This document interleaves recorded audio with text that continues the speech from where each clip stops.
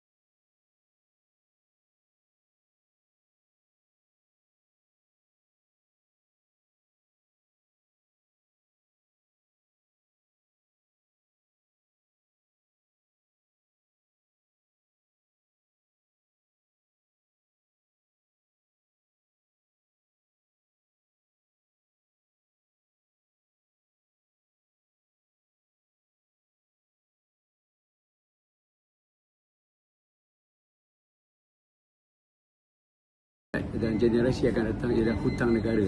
Hari ini dianggarkan hutang negara akan mencapai 1.67 trilion.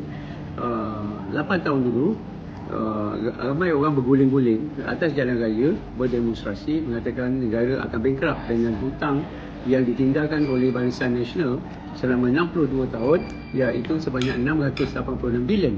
Tetapi hari ini dalam tempoh 8 tahun saja, hutang terkumpul luar negara dah menjadi 1.67 trilion ringgit Malaysia. Jadi siapa nak bayar ni? Ini bukan Perdana Menteri bayar, ini bukan kerajaan mana-mana parti yang bayar, ini rakyat Malaysia yang bayar. Jadi diceritakan pasal 1MDB lah punca segala-galanya masalah ekonomi. Tapi hutang 1MDB ni 42 bilion, yang dah dibayar ialah 31 bilion, dan lebih 70% dibayar balik. Tetapi bandingkan 42 bilion dengan beza 686 bilion dan juga 1.67 trilion. Jadi kalau kita tengok hampir 1 bilion hutang baru ini ditambah, jadi kau nak bising-bising 42 bilion dengan 100 bilion hutang baru di 1 trilion hutang baru ditambah, macam langit dengan bumi. Jadi siapa yang buat hutang? Siapa yang buat hutang? Kerajaan lah yang buat hutang. Kita tak menyalahkan. Memanglah kerajaan mampu untuk membuat hutang dan mampu membayar hutang.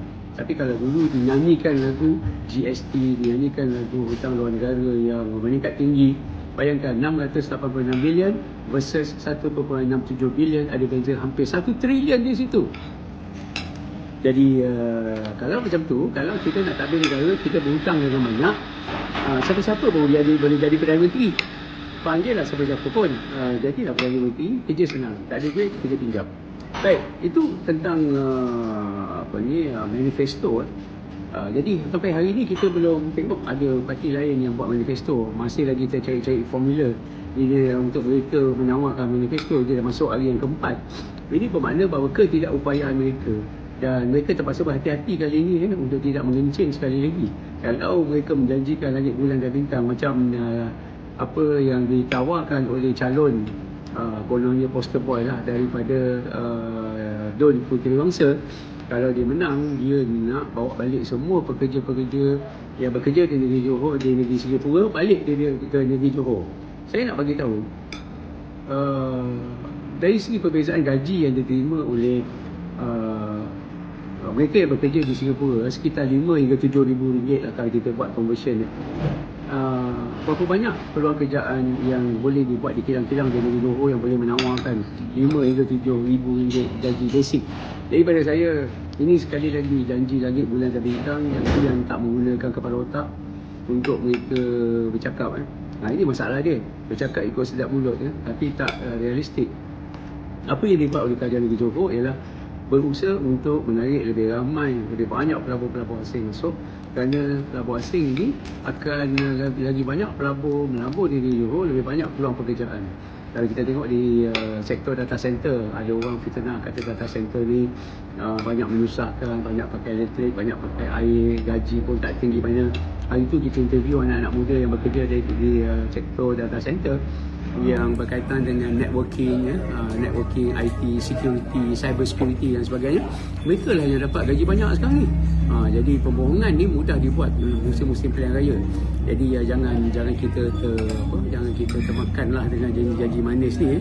Kemudian saya tertarik dengan calon Puteri Wangsa ni yang tak habis-habis kononnya nak mengajak Menteri Besar Johor untuk berdebat.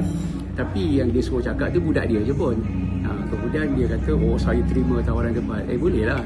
Kalau setakat kau sendiri suruh orang kau jemput kau berdebat, kemudian tak dilayan oleh Menteri Besar Johor, maka dia pun bengang lah. Pada saya lah, pilihan raya ni bukanlah satu pertandingan untuk berpidato. Ini bukan pertandingan pidato, bukan pertandingan ceramah atau syarahan perdana. Siapa yang ceramah banyak, siapa yang bagus boleh dapat piala. Ini adalah soal pentadbiran. Ini adalah soal pentadbiran. Siapa yang boleh membentuk pasukan dan mengetuai pasukan untuk mentadbir negeri. Kalau kita tengok hari itu Dr. Zaliha, kita tengok Cikgu Huda, yang Cikgu Huda ni lagi best sebab dia nak benamkan UMNO, nak kuburkan UMNO.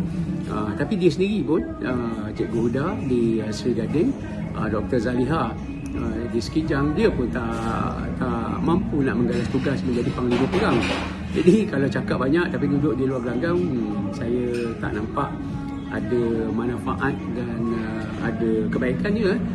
Dia inilah yang orang kata yang pengecut sebenarnya. Kalau kamu nak betul-betul mencabar orang, ada idea, kamu bertanding lah. Jadi bertanding pun tidak, di kursi don. Jadi letak seorang pencinta apam, pencinta apam kering untuk menjadi poster boy. Oh, pada saya dulu kau ni dengan kasut hitam, tak selesai dengan kasut hitam, bangga dengan MACD simpan renggam. Kemudian terkeluar cerita pasal apam kering. Apa benda ni nak jadi menteri besar dengan perangai macam ni. Kemudian naik MyV kononnya daripada kota tinggi ke ke Puteri Wangsa. Kononnya melambung-lambung lah jalan melambung-lambung. Ni sekejap Datuk, saya kena buat live. Okey. Jadi kita ini owner kami berada di apa nama kedai ni? Signora Cafe. Sedap sini. Nanti kita jumpa dengan Datuk Seri owner dia. Okey, sambung lagi cerita. Jadi kalau kita tengok Don Puteri Wangsa ni dia ada macam-macam sikit lah, macam-macam kerena sikit dengan calon yang ditawarkan ni. Kononnya naik melambung-lambung, naik MyV. Tapi siapa suruh kau naik MyV? Kalau kau sengaja kau nak langgar lubang-lubang tu, memang masalah lah kan. Memang masalah. Jadi tak payahlah buat cerita sedih-sedih macam tu. Jadi buang masa je. Jadi apa lagi yang kita nak cerita tentang dikejutkan kononnya ada satu mesyuarat khas yang diadakan, mesyuarat khas yang diadakan oleh Barisan Nasional. Kononnya membincangkan bahawa mengikut trend semasa BN diramalkan tidak akan dapat kerusi lebih daripada 40. Jadi performance tak bagus. Jadi mereka semua mesyuarat. Saya rasa seronok sangat nak jaga tepi kain orang kan.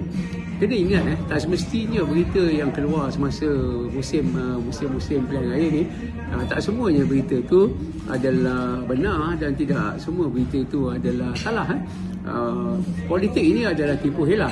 Saya lebih suka korang percayalah pada cakap ceplos bahawa BN ni memanglah tak dapat, tak ada chance lah nak dapat kursi yang banyak, nak dapat 40 pun susah.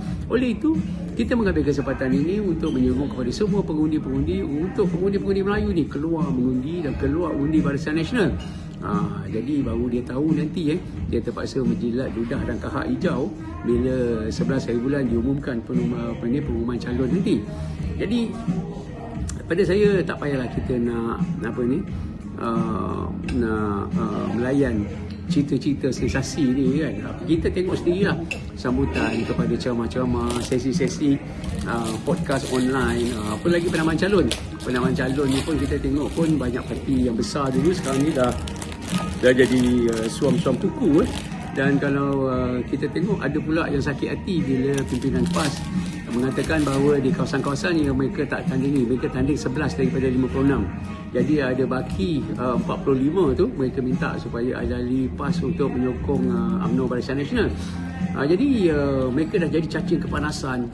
Bayangkan kalau penyokong PAS turun mengundi UMNO Barisan Nasional. Jadi bayangkan ini bersalahan dengan apa yang mereka sebut maklumat warung yang bocor kononnya UMNO Barisan Nasional tidak akan mendapat kursi yang banyak. Jadi pada saya diciptalah naratif untuk mengeluyukan masyarakat dan pengundi di luar kononnya BN tengah ada masalah dan sebagainya. Tapi saya minta mereka percaya lah benda ni, kerana ia sebenarnya backfire kepada kempen mereka sendiri nak memburukkan parti lawan. Kerana ini menaikkan semangat jentera dan menaikkan semangat pengundi-pengundi untuk memastikan bahawa kerajaan negeri Johor ini akan kekal di bawah UMNO Barisan Nasional. Dan kita tengok Yang Berhormat Perdana Menteri sendiri mengeluarkan kenyataan untuk dia menyeru supaya berilah peluang kepada Pakatan Harapan pada kali ini. Saya nak bagi tahu pilihan raya ni bukan soal nak bagi peluang. Ini bukan soal nak bagi peluang pada siapa-siapa untuk berintah. Ini bukan tikus makmal ataupun cuba-cuba untuk kita nak tengok populariti atau kita nak tengok macam-macam. Tetapi yang paling penting sekarang ini adalah satu tempoh untuk meneruskan kesinambungan Jangan kita tekan break kepada ekonomi yang tengah laju. Jangan tekan break. Nanti kita terhumban ke hadapan. Kita patutnya biarkan ekonomi yang laju yang tengah melejit tinggi ni, biar MB dan pasukannya meneruskan. Kerana akhirnya orang-orang yang datang berkempen tu, yang naik pentas, yang naik podium, yang buat podcast hari-hari tu, lepas pilihan raya ni dia tinggal je korang semua ni. Tak ada makna dia nak concern ni apa nak jadi pada korang lepas ni. Yang tinggal hanyalah orang-orang yang dia beri amanah untuk mentadbir, YB, exco yang akan memerah keringat, memerah otak untuk mencari jalan bagaimana untuk meneruskan pentadbiran negeri Johor. Baik, itu beberapa isu yang saya nak jawab pada hari ini. Kita harapkan semua kekal tenang, cool, berkempen dengan cara yang berhemah. Tak payah kita nak memburuk-burukkan orang. Baru hari ni pula kita dengar kan, datang ke Johor, marilah kita berkempen dengan penuh adab dan sopan, sopan santun, dengan penuh kasih sayang dan sebagainya. Bukan main lagi lembut lidah bercakap kan. Tapi hari tu semasa awal-awal pelancaran jentera dan sebagainya, memaki hamun, mengugut, cakap yang macam-macam, memburuk-burukkan UMNO dan sebagainya. Jadi pada saya, don't play victim lah sekarang ni, kerana ternyata rakyat Johor menolak kempen-kempen seperti ini. Tuan-tuan dan perempuan, by now saya yakin tuan-tuan dan perempuan yang berada di negeri Johor sudah pun firm dengan pilihan masing-masing. Buatlah apa saja, tapi masing-masing dah pun lebih pragmatik dan lebih yakin parti mana yang nak dipangkah pada 11 hari bulan nanti. Jadi saya ucapkan selamat berkempen pada kawan-kawan semua. Ikutlah nasihat Perdana Menteri tu, berkempen dengan adab, dengan sopan, jangan butuh-butuh UMNO lebih-lebih, jangan ungkit-ungkit, kacang lupakan kulit. Kerana kalau tidak kerana UMNO, maka tidaklah kalian semua berada di persada pentadbiran Putrajaya. Jadi jangan ungkit-ungkit jasa siapa. Okey, kita nanti sambunglah kita punya sembang-sembang ni. Sekian, Assalamualaikum warahmatullahi wabarakatuh. Terima kasih.